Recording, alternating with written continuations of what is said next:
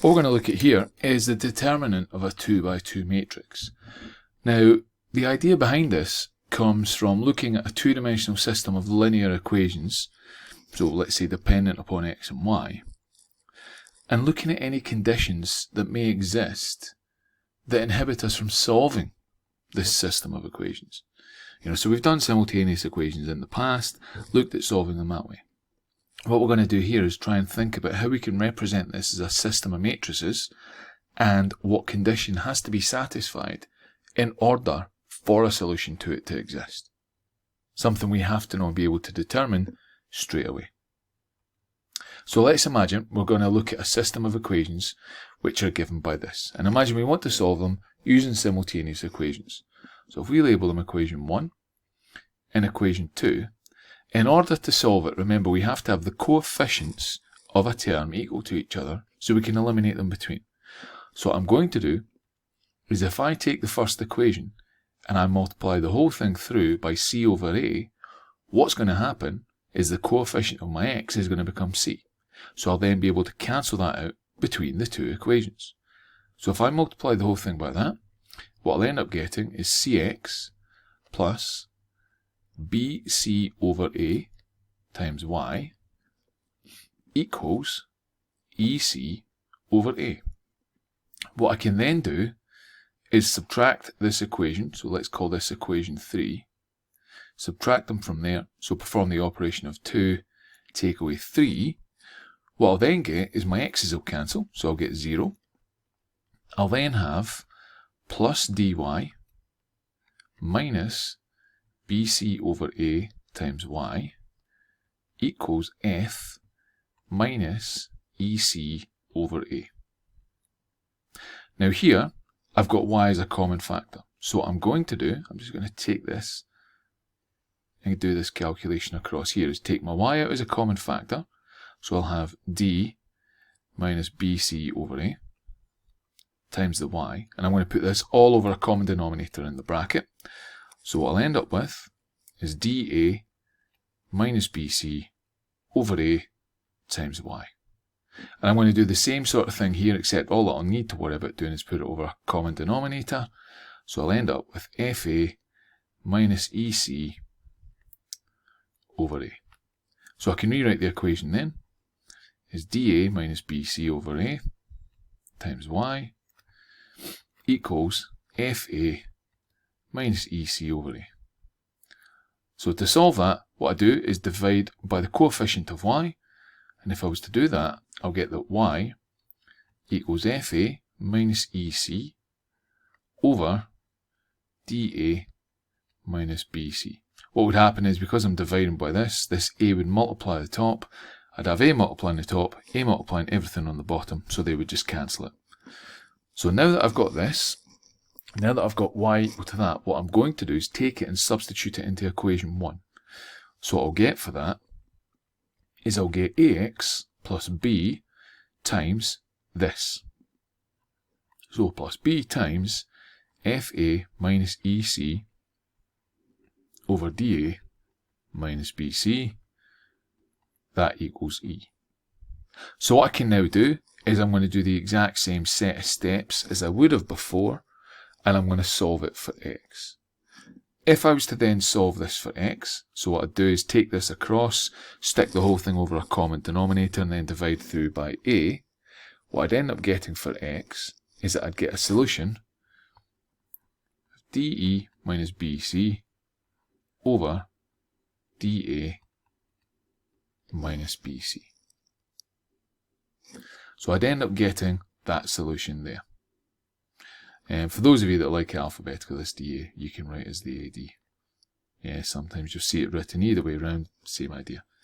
So I've then got a solution to my system of equations where I've got x is equal to dE minus BC over AD minus BC, and I've got y equal to the solution given here. So I've got y equal to FA minus EC over AD minus BC. So there you go. I've got my system of equations solved using this method here. So you know, that's quite a fun method to do, using simultaneous equations. But the thing is, what we're able to actually do is represent this system of equations using matrices, and that might help us. So if I was to take the system of equations and represent it in two matrices, so I'd have AX plus BY, I'd then have CX plus DY here on the left, and I know that that would then equal a matrix given by EF on this side here. Now if I was to split this matrix up here using the fundamentals of our matrix multiplication, what I'd end up with is a matrix ABCD times XY equals E to F. So what I've done there is I've taken my system of equations and I've put it in terms of matrices. Now if we go back to the solutions that we had a moment ago for our X and our Y, both of them had a denominator of AD minus BC. Now for this system of equations here, which we've represented by matrices, to have a solution, we cannot divide by 0. So in this case, AD minus BC cannot equal 0. So using this, what we're then able to define is that the determinant of that matrix there, so A, B, C, D, what that is equal to is AD minus BC. And what this allows me to do is take that system of equations and represent it in this format, do this calculation here, and if it's equal to 0, say that there is no solution to that system of equations. If it doesn't equal 0, I can say fine, so I'm going to get a solution to my system of equations, one unique solution, so then I can work my way through it and solve the system of equations. This is what's called the determinant of the matrix. So using this result, this lets us to define that, so determinant of a 2 by 2 matrix. Now, it's important to note that this is denoted in two ways. You may see it written as det A like this, or you may see it written as this format here. So it almost looks like if it was a vector, it'd be the magnitude of A. This one here is the most common. Yeah, the most common that I've seen in textbooks and notes. I've seen this one, definitely, but this would be the most common one that I've seen written in textbooks and notes. And what we're then able to say is that the determinant of this is written in this format. So determinant of A, B, C, D is equal to AD minus BC.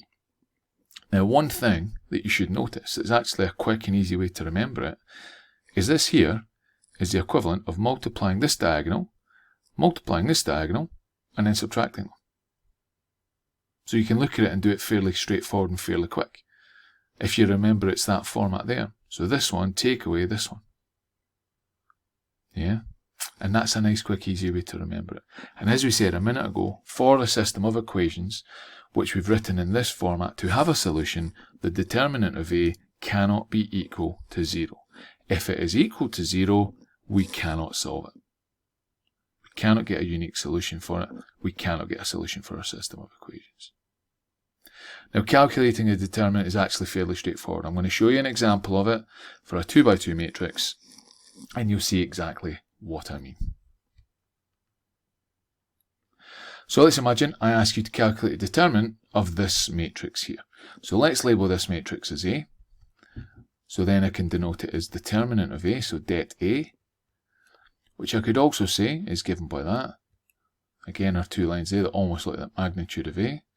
And I can then write it in that format. So I've got -1, 2, -3, and 1. Now again, the formula said AD minus BC. Remember the quick trick I showed you. This diagonal, subtract them. So that would be this diagonal here. So -1 times 1 is then going to be subtract the product of this diagonal here. So -3 times 2. So that's then going to equal -1 here, minus -3 times 2 is -6, so it's going to be minus, so it's then going to be +6, so it equals 5.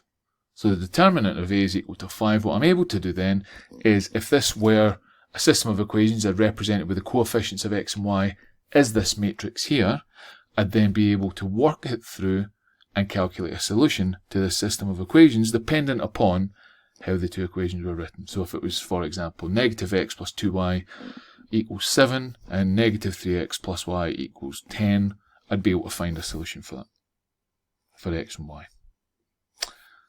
This here helps us a lot.